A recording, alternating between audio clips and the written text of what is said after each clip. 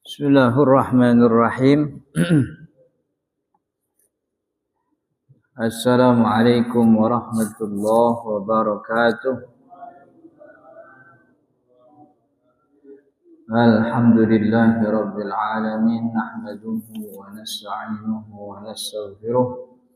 Allahumma salli wa sallim wa barik ala sayyidina Muhammadin amma ba'du. Qala al-musannif rahimahullahu ta'ala wa nafa'ana bihi wa bi'ulumihi fid dharain amin ya rabbal alamin. Faslun wa yakhruju minal farji thalathatu dima'in. Halaman 11 baris ke halaman 11 baris ketiga. Faslun, pasal baru, wa yakhruju dan keluar, minal farji dari kemaluan perempuan, salah satu dima'in itu 3 jenis darah. Ini ngomonginnya perempuan semua. Yang keluar dari kemaluan perempuan itu ada 3 jenis darah. Salah satu 3 dima'in itu darah. Yang pertama damul haidi, darah haid, wan nifasi dan juga darah nifas. Yang kedua wal istihadati, yang ketiga darah istihadah. Ini kayak begini laki juga kudu tahu kan begitu. Ntar kan dia punya bini, punya anak perempuan, dia bisa ngejelasin kepada keluarganya tentang jenis darah. Fal haidu, yang namanya haid, huwa damul khariju, dia adalah darah yang keluar, min farjil mar'ati, dari kemaluan perempuan, ala sabilis sihati, dalam keadaan normal, min ghairi sababil wiladah, tanpa ada sebab al-wiladah, melahirkan. Jadi kalau didahului melahirkan itu darahnya bukan darah haid tapi darah nifas. Jadi darah haid itu darah yang keluar dari kemaluan perempuan ala sabili sihah, dalam keadaan normal. Ya normalnya perempuannya keluar haidnya, min ghairi sababil wiladah, tanpa ada sebab melahirkan. Walau nuhu, dan warnanya aswad, hitam, muhtadimun tuh bahasa Indonesianya apa ya? Anget gitu. Jadi warnanya hitam. Kalau hangat tuh apa sih? Bentuk apa-apa? Kan kalau hitam warna, kalau halus tuh bentuk kan ya. Kalau panas apa dingin apa tuh? Rasa. Iya. Pokoknya hangat lah begitu. Jadi darahnya itu hitam, muhtadimun tuh rada hangat, rada panas dikit hangat. Lazzaun itu menyakitkan. Jadi darah perempuan kalau lagi keluar darah haidnya itu dia merasakan sakit di ujung perutnya. Karena memang begitu, lazza, memberikan rasa sakit. Ini kemudian memberikan definisi bahwa kalau warnanya kurang hitam pekat, itu bisa jadi bukan haid, atau juga darahnya itu tidak deras. Karena haid itu kan darahnya deras mengalir. Itu yang kemudian dibedakan oleh tentu setiap perempuan tuh beda-beda. Ada yang paham darah haidnya, ada yang kagak paham darahnya sendiri. Nah, orang yang nggak paham nanti menentukan apa dia haid atau tidak itu dengan jumlah hari. Ntar disebutin. Itu yang pertama, darah haid. Wan nifasu, dan yang kedua darah nifas. Huwa damu, dia adalah darah al khariju, yang keluar akibal wiladah, setelah melahirkan. Jadi kalau sebelum melahirkan udah keluar darah, itu darahnya darah apa Ustaz? Itu bukan darah nifas. Kalau dalam mazhabnya Asy-Syafi'i itu darahnya darah istihadah. Misalnya begini. Ada orang pernik, kita punya istri, punya anak perempuan atau punya mantu perempuan. Kata dokter HPL-nya besok nih. Besok HPL. HPL itu apa gimana? Hari perkiraan lahirnya besok. Kan dari sekarang tuh biasanya udah ini tuh, udah sakit-sakit. Udah sakit-sakit tuh, pokoknya udah ngerintih aja. Akhirnya pecah nih kemaluannya, keluar darah. Karena orok belum keluar, ini darah bukan darah haid. Sebab orang hamil kagak haid, walaupun sebagian ulama bilangnya haid. Jadi dia juga bukan nifas, sebab orok belum keluar. Maka darah yang keluar itu namanya darah istihadah. Darah istihadah itu bukan nifas, bukan haid. Istihadah itu ya darah orang penyakit aja. Nanti kalau demikian, karena dia bukan nifas, dia juga bukan haid, maka dia ini tetap wajib sholat aslinya. Cuman kan keadaannya tuh lagi ini banget, sakit begitu. Katakanlah dia keluar darahnya tuh dari malam jam 3 misalnya. Darah keluar, subuh kelewat begitu. Ngerintih sakit sampai zohor kelewat. Habis zohor baru ditangani, keluar orok habis zohor. Berarti masa subuh sama zohor itu dia masih dalam keadaan suci aslinya, wajib sholat. Maka dengan demikian nanti setelah selesai melahirkan, darah nifasnya keluar, beres nifasnya selesai, dia harus qodok sholat subuh sama sholat zohornya. Karena subuh sama zohor dia itu dalam keadaan yang suci, tetap wajib sholat. Sebab darah yang keluar itu bukan darah nifas. Kan kalau orang nifas kan jadi hadas besar, nggak wajib sholat kan ya. Tapi karena bukan darah nifas, maka dia tetap wajib sholat. Atau juga bukan darah, air pecah ketuban. Itu kan perempuan segitu-gitunya perut, itu kalau ketuban pecah tuh banjir juga tuh sekamar kan gitu. Ya, yang bininya pernah pecah ketuban tuh banyak juga rupanya. Itu pecah ketuban tuh bukan bukan penyebab hadas besar. Itu hadas kecil, itu kayak orang kencing. Jadi setelah mestinya dalam keadaan seperti itu dia tuh tetap dalam keadaan wajib sholat begitu. Maka kalau ada sholat yang ketinggalan sejak itu mesti diqodho nanti, gitu maksudnya. Jadi untuk membedakan mana yang membuat orang berhadas. Ini kan haid, nifas, ini hadas besar. Sedangkan istihadah bukan begitu. Jadi nifas itu darah yang keluar setelah melahirkan. Jadi kalau belum oroknya keluar itu bukan nifas namanya. Wal istihadatu, dan yang ketiga darah istihadah. Wa huwa damul kharij, dia adalah darah yang keluar fi ghairi ayyamil haidi, selain hari-hari haid, wan nifasi, dan juga bukan darah nifas. Jadi di masa haid, artinya kan perempuan punya apalan. Pokoknya kalau tiap bulan tuh dari tanggal sekian sampai tanggal sekian tuh haid begitu. Itu apalannya. Dan dia ngerti, dia apal tanggal. Kan ada perempuan yang memang hafal tanggalnya. Ada perempuan tuh yang rada oon begitu. Jadi tiap bulan darah keluar tuh kagak diinget sama dia kapan keluarnya. Nah kalau dia punya apalan bahwa setiap tanggal sekian sampai tanggal sekian tuh keluar, itu rutin begitu. Tiba-tiba di tanggal yang bukan tanggalnya haid dia keluar. Nah itu darah istihadah.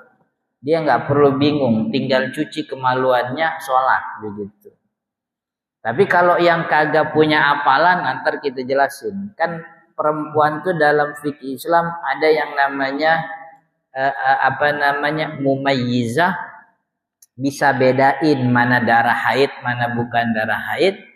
Ada yang namanya ghair mumayyizah, dia nggak bisa bedain. Nah, yang kagak bisa beda ini ada yang zakirah dengan ghairu zakirah. Dia nggak bisa bedain, tapi dia apal jadwal haidnya. Tapi ada yang kagak bisa bedain, dia juga kagak apal darah haidnya. Nah, itu yang hukumnya jadi rada ribet begitu. Tapi umumnya perempuan kita tuh umumnya tahu, dia apal sendiri darah haidnya begitu. Wa aqallul haidin. Nah, ini nih. Ini bagi orang yang kagak tahu darah haid atau juga dia kagak hafal. Wa aqallul haidi, paling sedikitnya masa haid yaumun walailatun.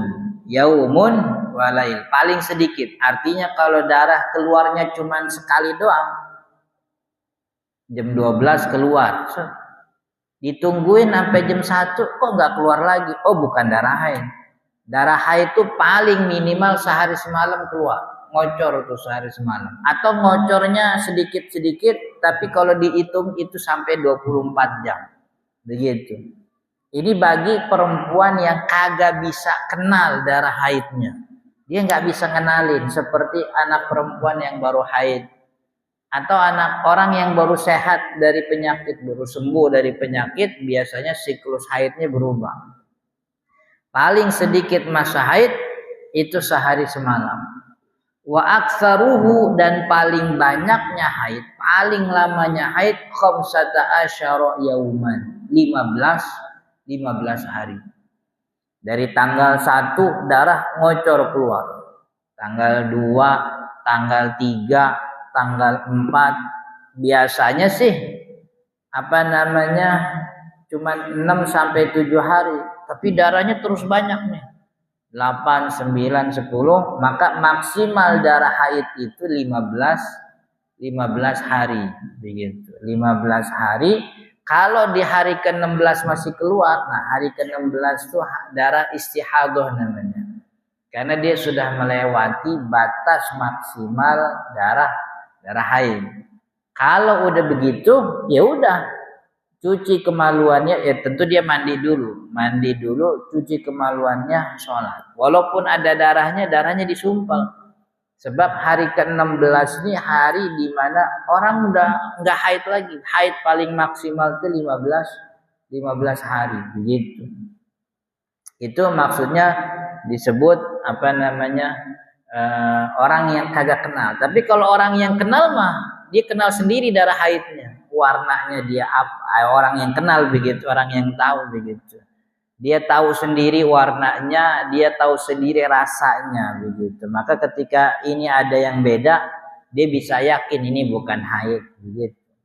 Tapi kalau yang masih nggak tahu, nah ini pakai jumlah hari. Pokoknya paling maksimal haid 15 hari. Ghalibuhu, paling biasanya situn au sab'un. 6 atau 7 hari paling biasa. Normalnya, kebanyakan orang maksudnya begitu. Ini kan juga menjadi jadwal ini juga jadwal boleh berhubungan bagi suaminya. Kan nggak boleh kalau di masa haid begitu. Nah, masa haid paling maksimal 15 hari. Wa aqallun nifasi, dan paling sebentarnya nifas. Kalau tadi haid, sebentar haid itu sehari semalam 24 jam. Jadi kalau darah cuman keluar sedikit, nggak keluar lagi, berarti bukan haid. Begitu. Jadi darah haid itu 24 jam. Sehari semalam. Kalau nifas, paling sebentarnya nifas, wa aqallun nifasi, dan paling sebentarnya nifas, lahdhatun, itu cuman sebentar. Lahdhatu sekali keluar. Dalam bahasa kitab yang lain, majjah, satu kali dorongan. Itu paling sebentar. Jadi misalnya nih, ada perempuan ngelahirin. oroknya keluar, setelah itu darah nifasnya keluar, habis itu udah nggak keluar lagi. Udah berarti emang nifasnya segitu doang. Jadi nifas paling sebentar itu cuman 1 kali majah, 1 kali dorongan aja. Dan ada perempuan yang begitu. Banyak juga kalau kita kenal mah ada perempuan yang beres ngelahirin, besoknya udah sholat tuh ya. Hari ini ngelahirin, besok udah sholat gitu. Jadi nifasnya tuh cuman sekali dorongan aja. Lahzah. Wa aktsaruhu, paling banyaknya nifas, paling lamanya situna yauman, 60 hari paling lama. Jadi kalau istri kita, anak perempuan, mantu kita 40 hari nifasnya darahnya masih keluar, ya nggak apa-apa. Karena paling maksimal nifas itu 60 hari gitu. Sebenarnya kan paling lama nifas lama itu yang repot bukan perempuan, kan yang repot lakinya sebenarnya kan gitu. Udah nungguin gitu. Itu mie instan 2 dus sudah habis, belum beres-beres kan gitu. Jadi kalau ketemu gitu ada perempuan nifas 40, udah 40 hari darah masih keluar. Ya emang nifas tuh paling lama 60 hari gitu. Paling lama 60 hari. Wa ghalibuhu, dan paling sebentarnya nifas, paling sebentar. Ghalibuhu tuh paling biasanya itu arba'una yauman, 40 hari. Paling biasanya. Ini nifas gitu. Jadi ini yang normal biasa 40 hari. Jadi normalnya 40. Jadi kalau lewat 40 ya nggak apa-apa. Kalau kemudian setelah 60 hari Ustaz masih keluar lagi, ya berarti bukan darah nifas, karena nifas itu maksimal 60 hari. Nah ini masa haid 15, masa nifas sampai 60 hari maksimal. Ini kagak ada ayat, kagak ada hadisnya nih.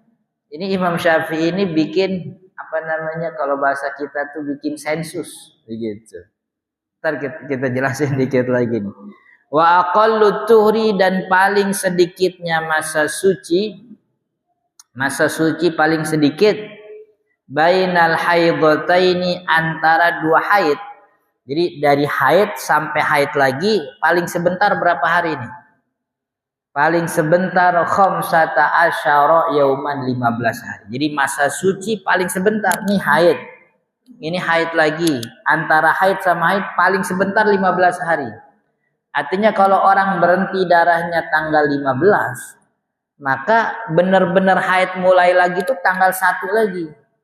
Jadi kalau tanggal 20 keluar, ini tanggal 20 ini bukan haid, ini istihadah namanya. Karena masa sucinya baru 5 hari. Sedangkan masa suci itu paling sebentar 15 hari begitu. Antara 2 haid. Tapi kalau antara nifas sama haid bisa kurang dari itu. Ini nifas selesai, melahirkan nifas 40 hari. Tanggal 20 selesai nifas. Tanggal 1 darah keluar, haid. Itu mungkin bahkan kurang dari itu. Makanya disebut 15 hari masa suci paling minimal itu antara 2 haid. Maka bisa jadi lebih pendek kalau haid, antara haid sama nifas. Jadi beres nifas sama haid itu masa sucinya bisa pendek. Tapi kalau haid sama haid itu paling sebentar 15 hari.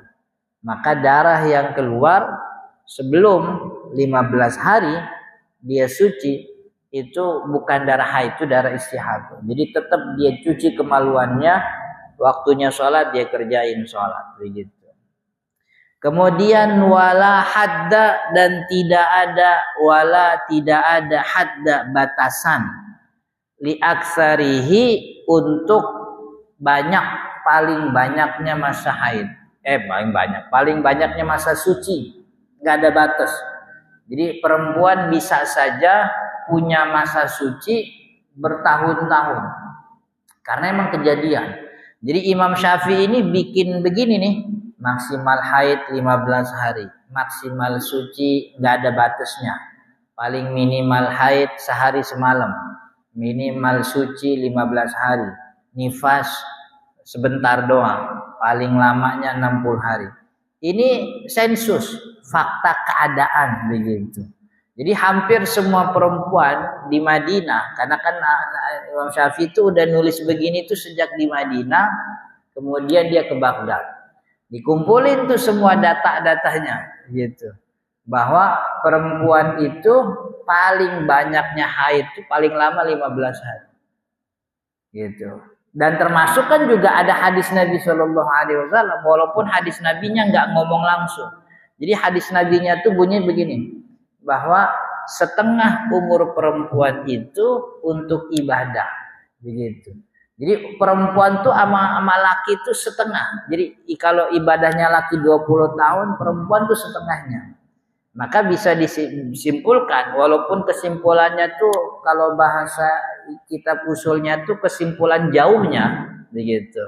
Imaan kalau dalam istilah usul tuh dalalatul ima. Kesimpulan jauhnya bahwa setengah umur perempuan tuh kagak ada ibadahnya. Kemana setengah umur perempuan kagak ada ibadahnya? Ya masa haid itu, gitu. Jadi paling mentok perempuan itu ibadah cuma setengah dari umurnya, karena setengahnya lagi itu dipakai buat haid. Dan memang ternyata fakta di lapangan begitu.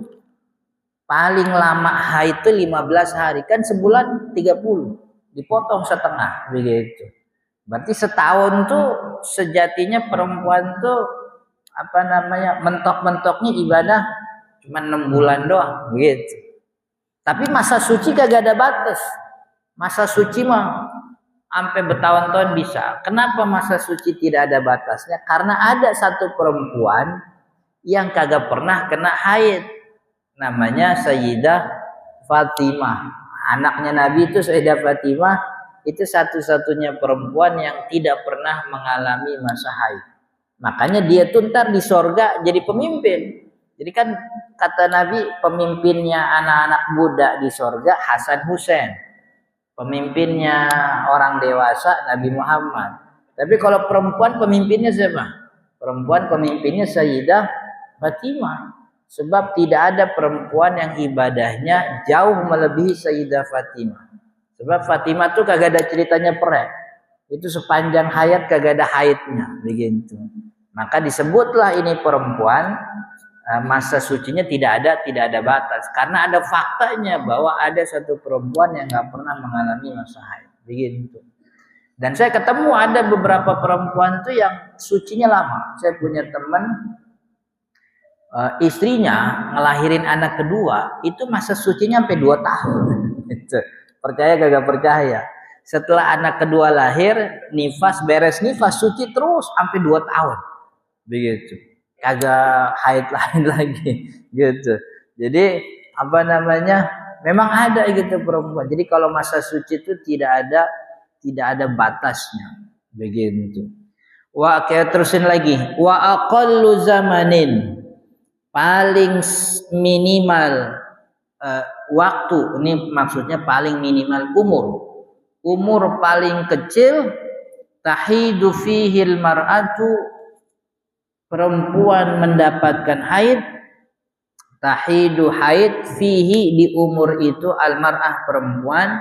Jadi umur paling kecil perempuan haid itu tis'u sinin, 9 tahun. Jadi 9 tahun paling minimal. Jadi maksudnya kalau belum 9 tahun perempuan kagak mungkin haid. Kalau ada anak umur di bawah 9 tahun keluar darah dari kemaluannya, itu bukan haid, itu darah penyakit, damu. Jadi kalau yang kurang dari 9 tahun dalam bahasa kitab namanya damu illah, darah penyakit, begitu.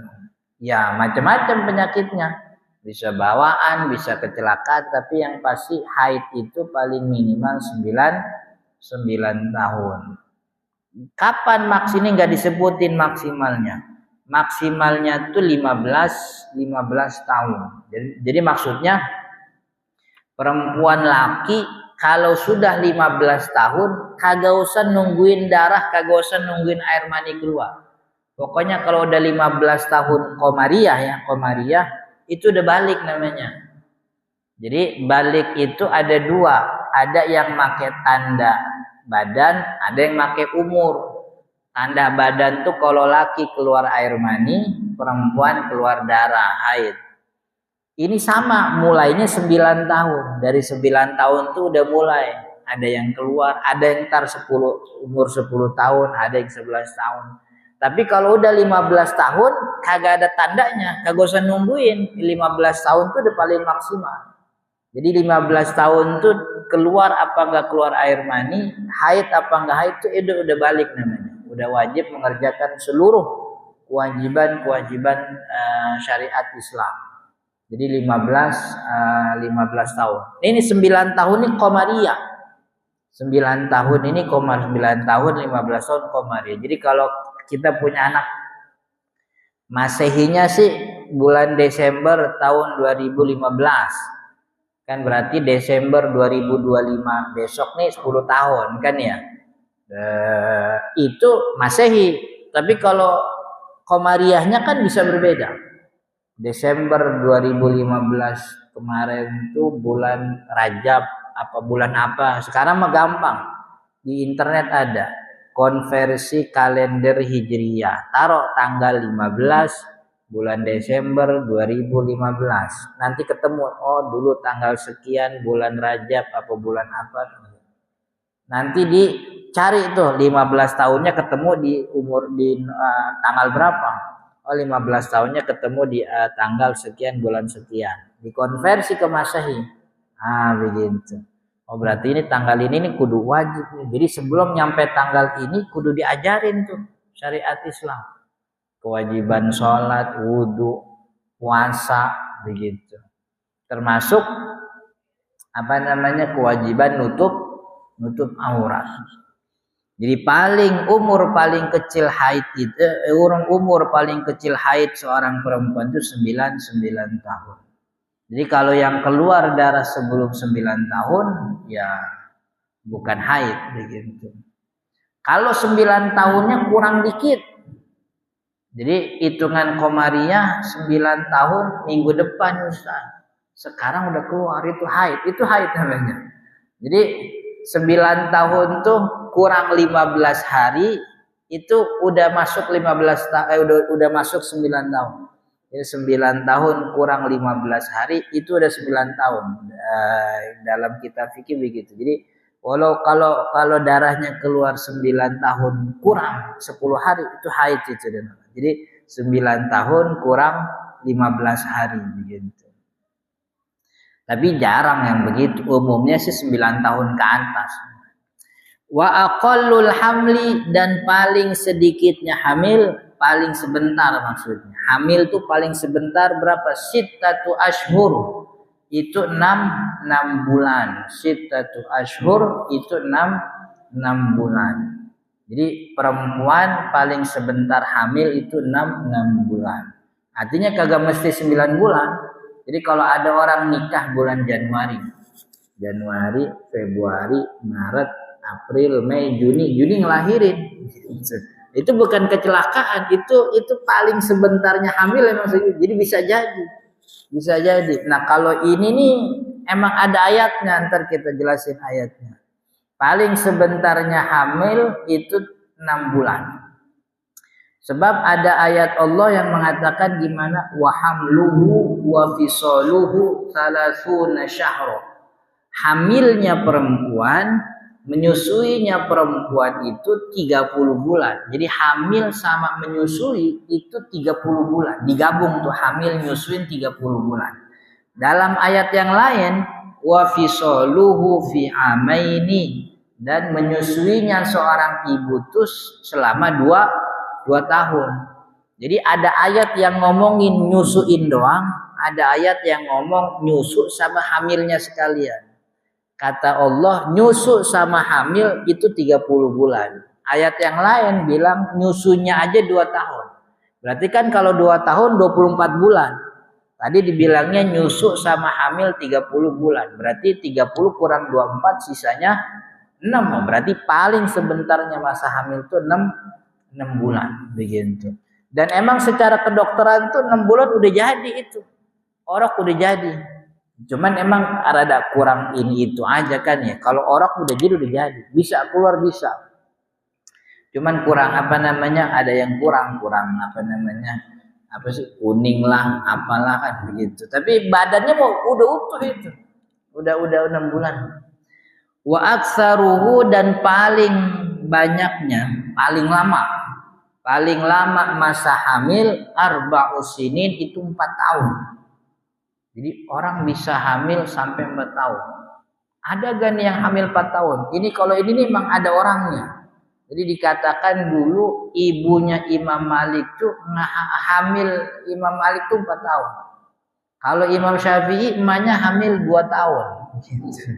Jadi karena ada orang yang begitu maka disebut Imam Syafi'i paling lama masa hamil itu 4 tahun. 4 tahun. Saya nggak tahu bagaimana jadinya tuh orang. Pokoknya Imam Malik ibunya 4 tahun. Imam Syafi'i itu ibunya 2 tahun. Hamil Imam Syafi'i 2 tahun begitu.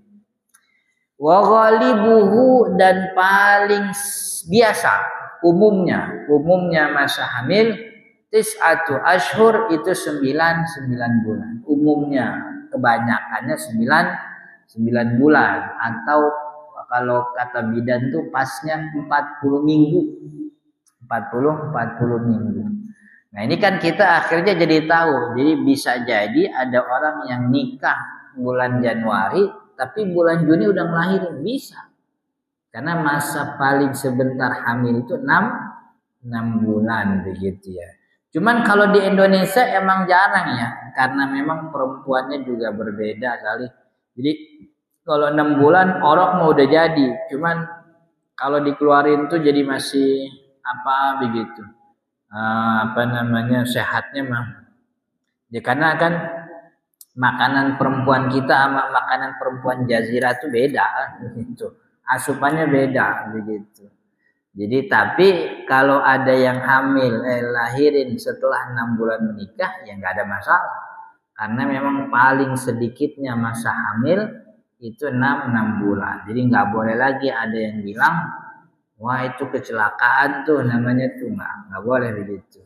Pun kalaupun ada ya, ada orang kecelakaan, maksudnya berhubungan sebelum nikah, lalu diselamatkan dengan pernikahan, itu kan dalam mazhab Syafi'i sah saja.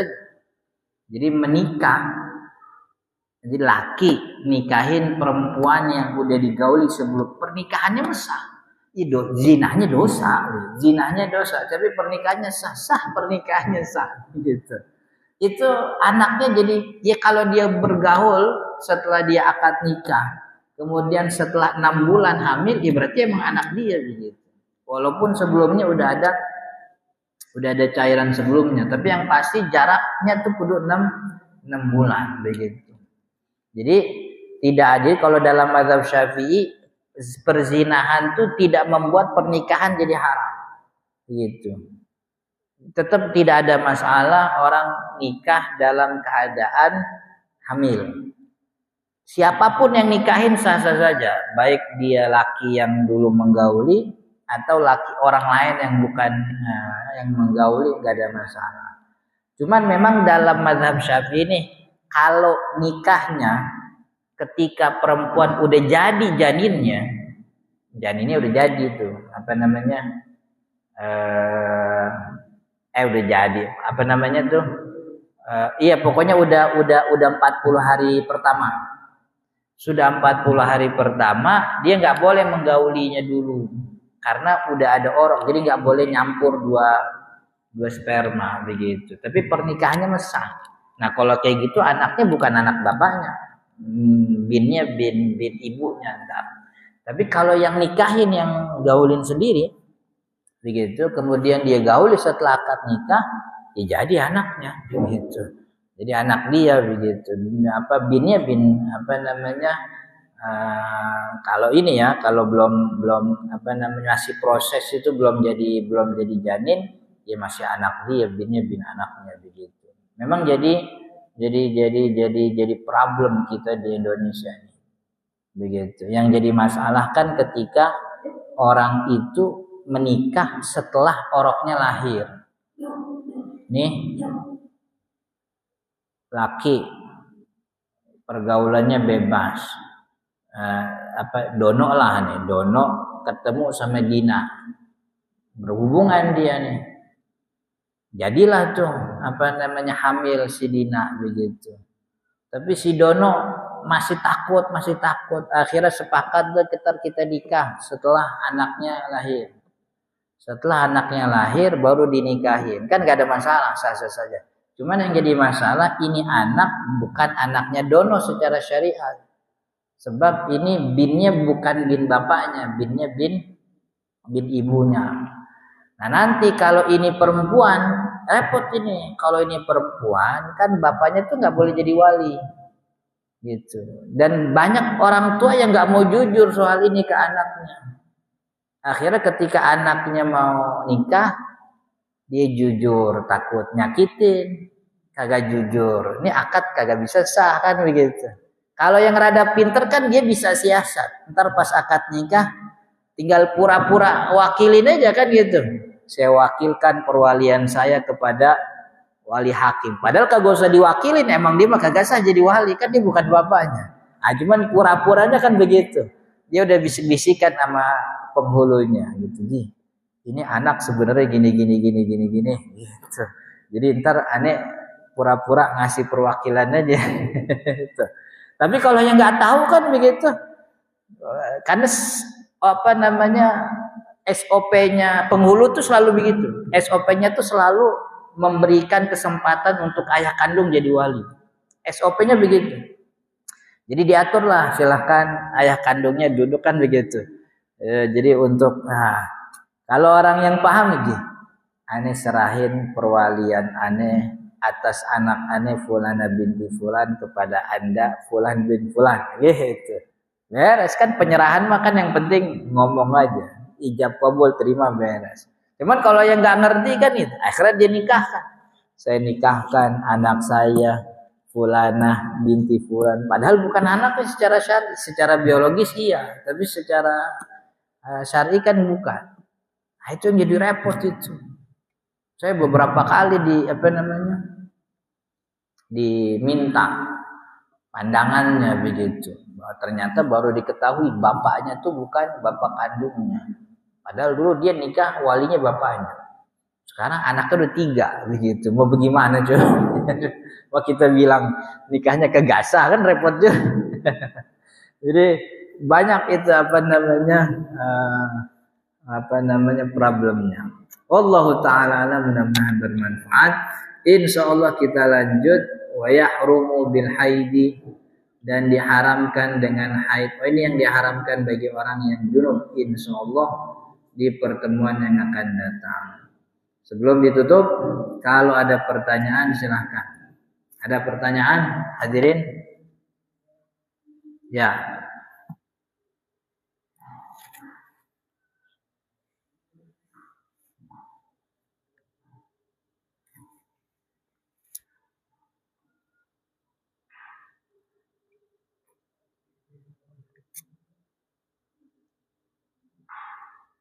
Assalamualaikum warahmatullahi wabarakatuh. Saya sebelumnya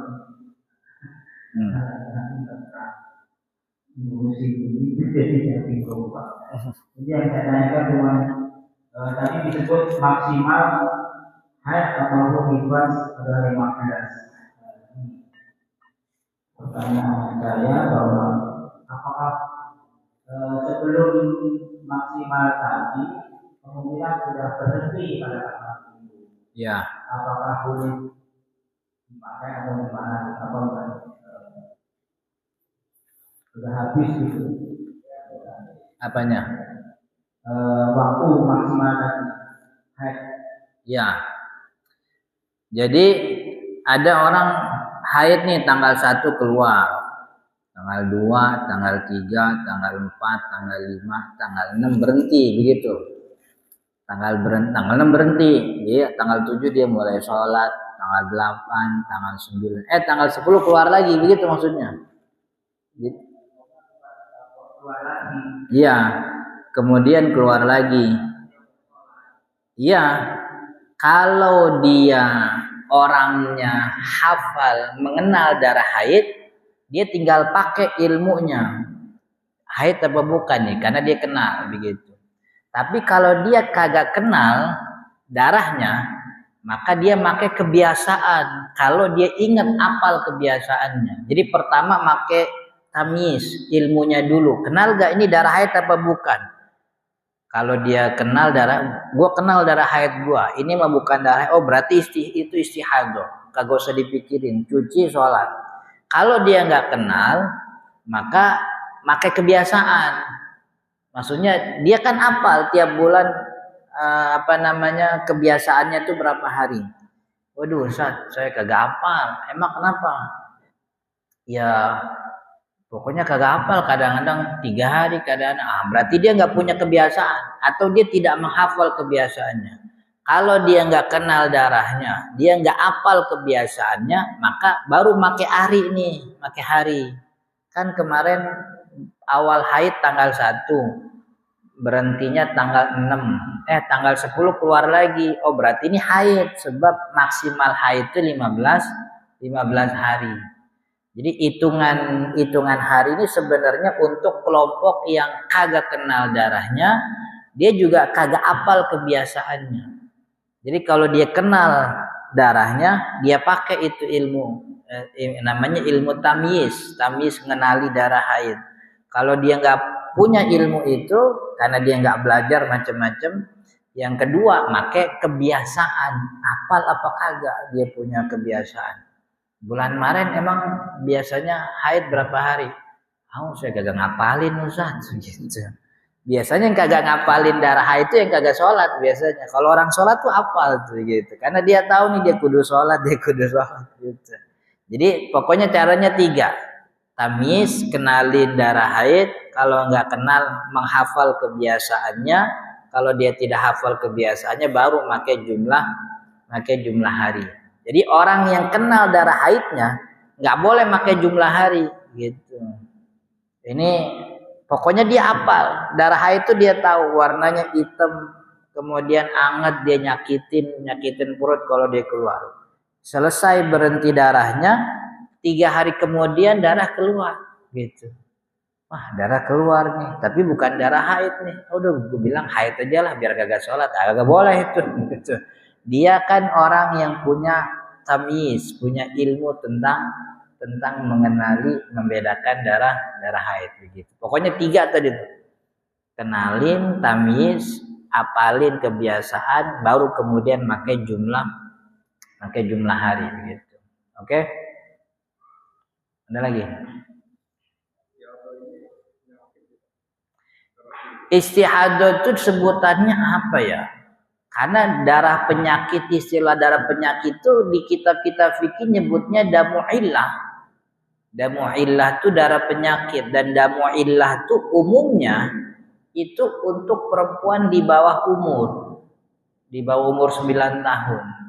Kita artinya darah penyakit.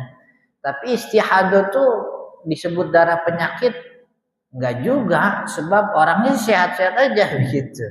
Makanya darah istihadah itu nggak bisa diterjemahin. Kalau buat saya begitu nggak bisa. Istihadah ya istihadah begitu. Ya pokoknya dia keluar bukan masa haid, dia juga bukan masa nifas begitu.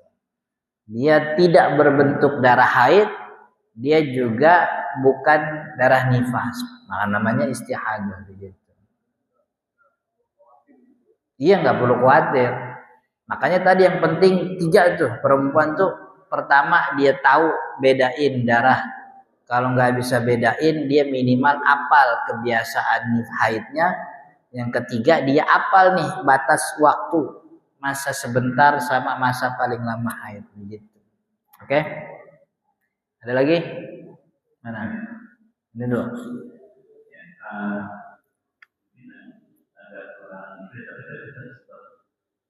Juga mengenai pernikahan yang dilakukan setelah pergaulan ya. Terus kita bilang itu menurut mazhab fikih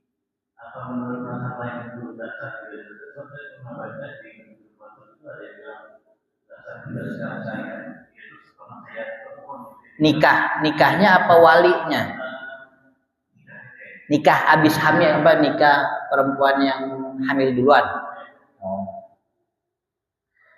Iya, jadi menikahi perempuan yang hamil duluan, hamil perzinahan, itu 4 mazhab selain Imam Ahmad bin Hambal mengatakan pernikahannya sah. Selain mazhab Ahmad bin Hambal, Imam Ahmad bin Hambal mazhab Hambali itu menikahi perempuan yang hamil duluan itu sah, nggak ada masalah. Yang mengharamkan itu Imam Ahmad bin Hambal. Mazhab Hambali itu kalau perempuan udah hamil duluan berarti kan dia zina begitu.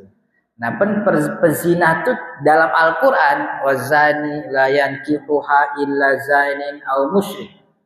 Pezina itu tidak boleh dinikahi kecuali oleh pezinahnya atau kecuali oleh orang musyrik begitu.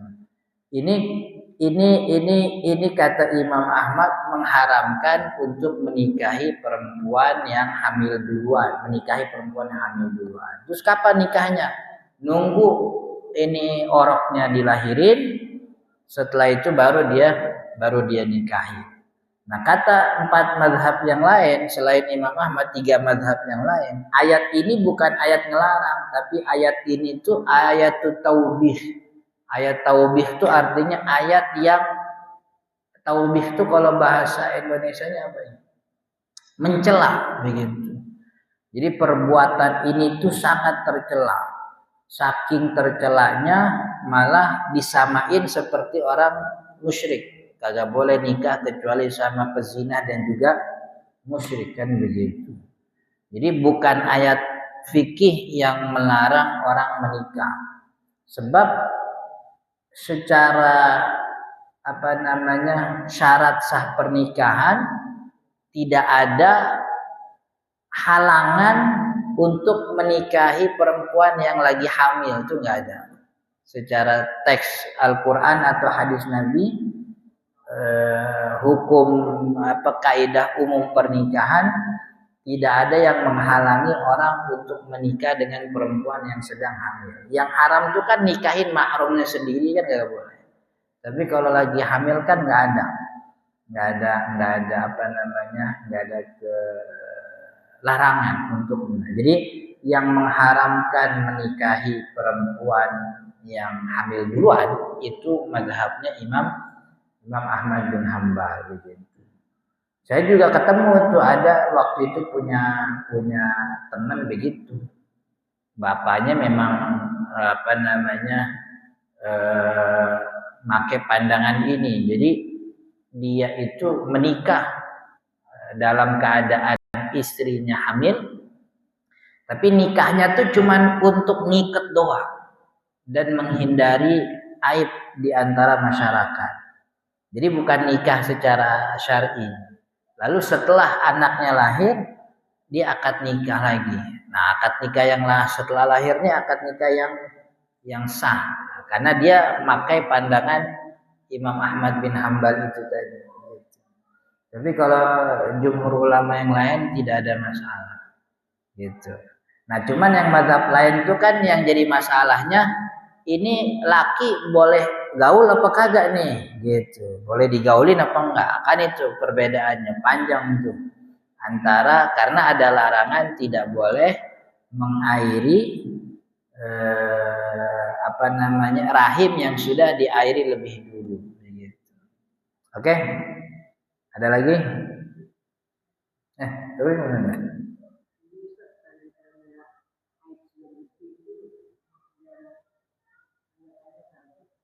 Tandanya pokoknya kagak ada darah lagi.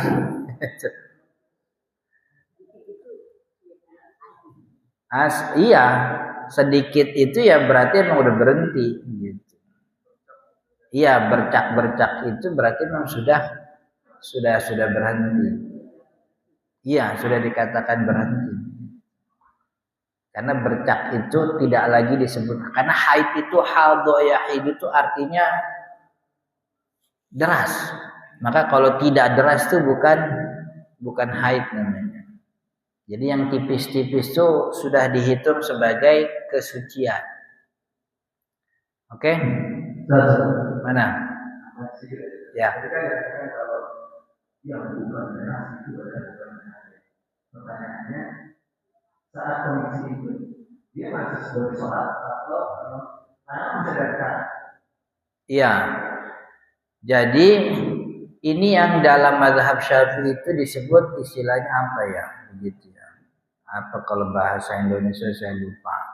Jadi kalau sudah berhenti darahnya yang muncul hanya flek-flek saja begitu, dia diwajibkan mandi begitu sampai setelah dia selesai mandi dia mengerjakan sholat yang nempel, 2 sholat yang nempel, zuhur asar maghrib isya begitu, zuhur asar maghrib isya. Lalu kemudian ketika dia selesai itu mengerjakan 2 sholat itu, diperiksa lagi. Kalau memang masih ada fleknya begitu, ini kan bisa 2 kemungkinan. Bisa jadi ini darah yang tadi darahnya udah berhenti, cuman belum kena dibersihin begitu. Maka tapi juga ada kemungkinan darah haid yang masih keluar. Maka dalam hal ini orang itu diwajibkan mandi lagi. Jadi sebagai bentuk kehati-hatian. Jadi karena hati-hati begitu ya, kita udah nggak anggap ini haid untuk orang bisa beribadah. Tapi sebagai bentuk kehatian dia diwajibin mandi lagi begitu maksudnya.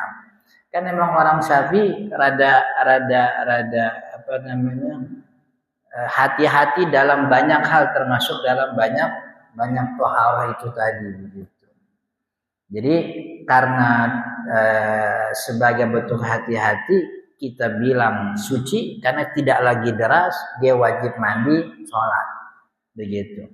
Tapi pun karena ini darah, kita masih mempertimbangkan juga, maka itu dia wajib mandi lagi kalau memang terlihat ada bercak darahnya begitu. Iya, jadi sebagai bentuk kehati-hatian. Bahkan begitu ya. Bahkan agak ribet juga tuh memang dalam masalah darah ini bagi orang-orang Syafi'i. Kan ada ada orang tadi yang kita bilang kan perempuan tuh 3. Kalau dia nggak kenal darah, dia mesti apal kebiasaan. Kalau dia nggak apal kebiasaan, dia kudu apal jumlah hari. Ini kalau 3-3-nya kagak bisa, itu itu rada ribet memang tuh di mazhab Syafi'i. Tapi nggak ada orang kayak begitu sih. Tapi di kitabnya Syafi'i disebutkan bahwa setiap hari itu kemungkinan haid, kemungkinan suci. Jadi wajib mandi, wajib sholat. Wajib mandi, wajib sholat. Wajib mandi, wajib sholat. Itu kan ribet banget itu. Ribet.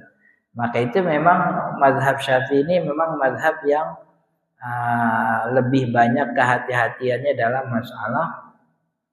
masalah kesucian begitu. Oke? Ya termasuk kan hewan 2 alam itu kan Syafi'i doang yang punya hewan 2 alam. Oh hewan lain mah kagak hewan lain. Mazhab lain mah kagak ada 2 alam. Pokoknya kalau dia hidup di air ya halal itu. Walaupun punya kehidupan di darat yang dikit-dikit begitu, ya. Kalau Syafi'i enggak, hewan 2 alam tuh pokoknya haram ya. Sebab statusnya jadi bingung. Kalau darat disembelih, kalau laut kan kagak usah nunggu sembelih bangkainya. Ini yang 2 alam ini kan bingung. Kan ya. Kalau mau disembelih dia di air, dibiarin jadi bangkai di darat juga kan. Jadi sebagai bentuk kehati-hatian udah diharamin aja. Dua-duanya diharamin itu hewan 2 alam gitu. Oke? Sudah ada lagi? Udah ya, insyaallah kita lanjut di pertemuan akan datang. Subhanakallahumma wa bihamdika asyhadu an la ilaha illa anta astaghfiruka wa atubu ilaik. Hadanallahu wa iyyakum ajma'in. Assalamualaikum warahmatullahi wabarakatuh.